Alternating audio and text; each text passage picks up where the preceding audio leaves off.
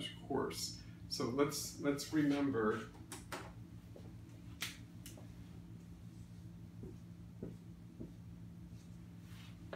that we all are here to extend a message of light. So if you can agree with me on that part, we're on our way. Now that light from each of us, which is unique and different, needs to be received again into our heart. And the way that that light of who we actually are is received into our hearts is by our heart kept with attitudes of thankfulness,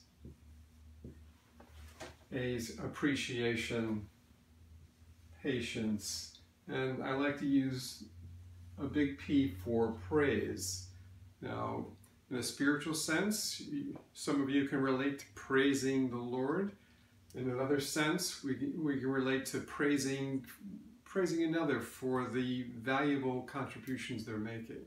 So whatever way you interpret the large P praise, it applies. And as we keep our heart fixed in those attitudes, then we can actually receive the light of who we are, and we can feel the invigoration of that. Now, in order for our heart to be kept that way, again, our heart needs a rudder, just like a boat. And the rudder of our heart, again, is our conscious mind. And our conscious mind and our subconscious needs to be in alignment, our subconscious.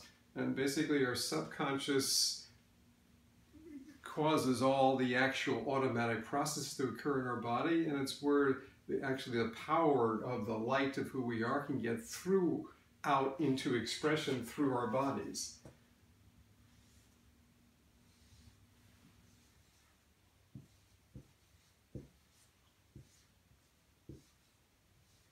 So something extends from us, that of who we are. Actually, we're in alignment of who we are internally and what we are expressing externally.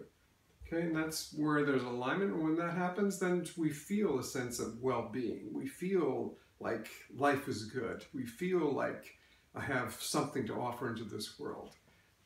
Now, when things come along that stress us, that impact us, that we can recognize. Again, we want to be a messenger. This is my, again, messenger RNA process. And we recognize, though, when our heart has dropped and it's gotten twisted, or our mind has gotten twisted, and what's happening through our bodies, instead of something extending out from us, we feel like things are caving in on us. And as they're caving in, then we need to recognize in that moment when something hits us that we are impacted, our heart has dropped, our mind is twisted, and things are starting to rush in, where we're starting to cave in. We have to recognize we have a choice in that moment. A choice to default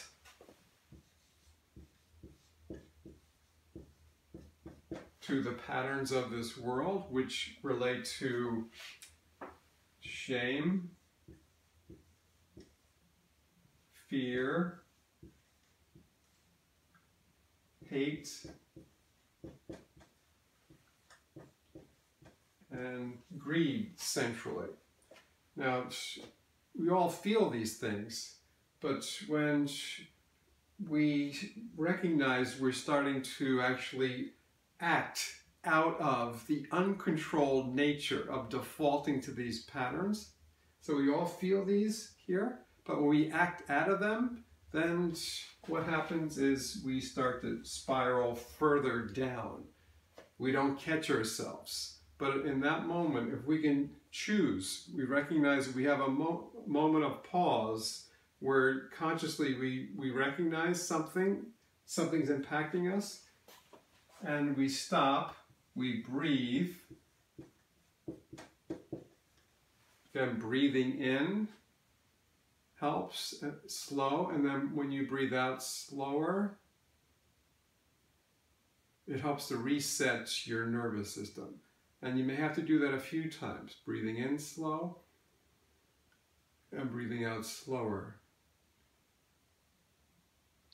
And as we do that, and we do that, and we do that as needed, then we can begin to remember that remembering what we truly love, the things that make us filled with joy, the things that bring us peace. Okay, as we remember those things, as we ground those in those things. Again, I encourage everyone to actually consider their emotional positive inventory, where you make a list of things that you know you love for sure. So when moments come along, you have something of grounding within yourself. Now, as we do that, as we remember and breathe in those moments, and again, this relates to N, which is neutralizing, where we can recognize what we need to let go of. A little clearer.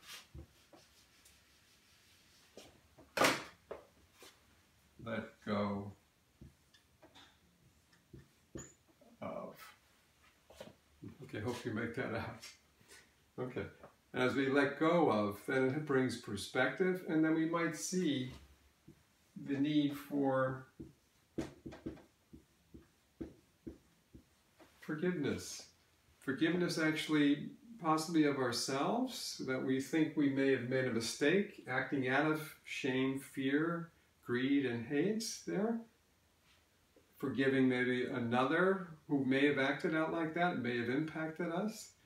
Bringing perspective, and then we begin to see how we can let go to. And I like to call it the peace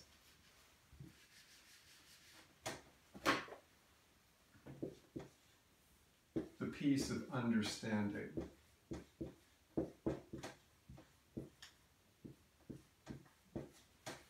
So we recognize there's a peace that comes when we understand.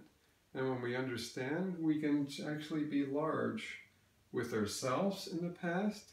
We can be large in viewing others who may be acting out of an uncontrolled impulses of shame, fear, hate, and greed.